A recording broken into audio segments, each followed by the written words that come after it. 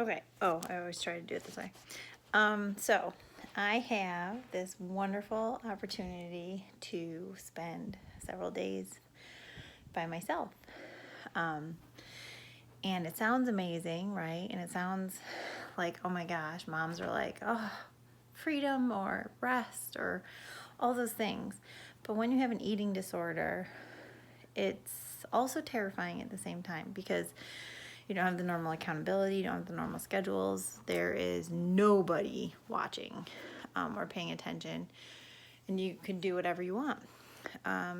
And so I wanted to really, I don't know if win is the right word, because it is a battle, and I'm about to sit down for a little while and do some prayer and some planning and some working on the retreat and stuff like that.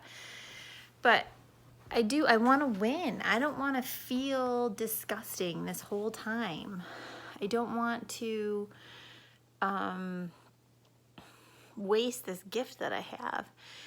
And sometimes that means extreme measures. I was thinking about residential treatment facilities where people have the ability to go and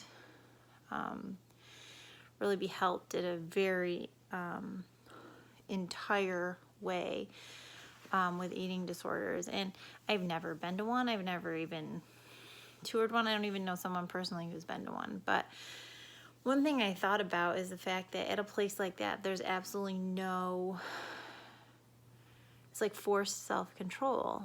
And it's hard and terrifying, and you have no way to give in to Ed. I mean, I'm sure there are stories of people who do anyways, but so eating disorders can color, they do color every piece of your life. And so I was thinking about, I could spend thousands and thousands of dollars and go to a treatment facility. I'm not in a dangerous health place, so I don't have to. But you know what I did for myself? It is only 6 or 5:30. 5:30. I'm in my pajamas. And I also want to show you that I have to take pretty drastic measures. This is the first one. The first one is, let's see, can you see my, oops, wait. Oh, there we go.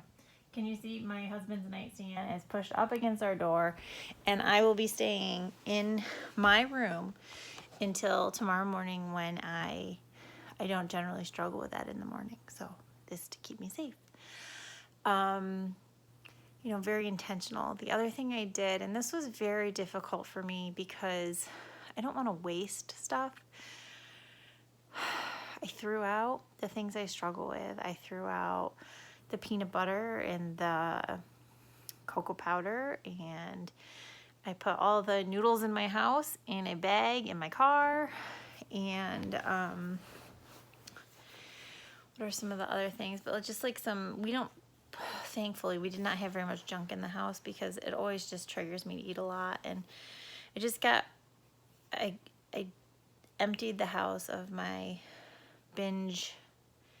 historical binge foods, and I'm so thankful that I did.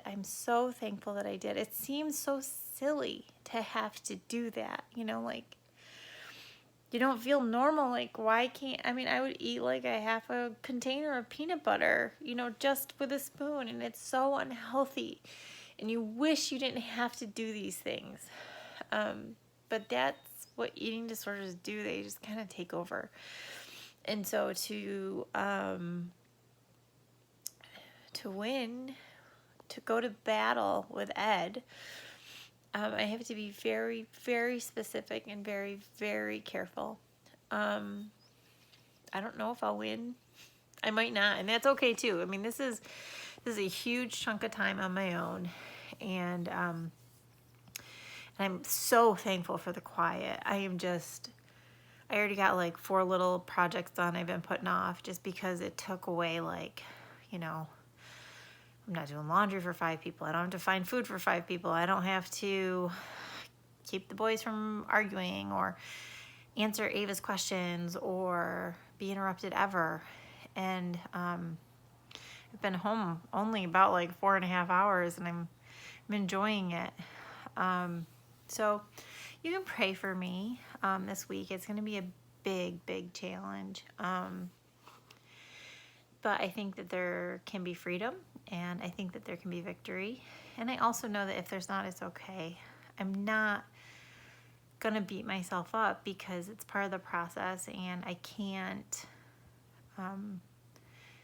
if I'm trying to fight back, Ed's going to fight back even harder. So I'm fully aware of that, and I'm just going to work on it.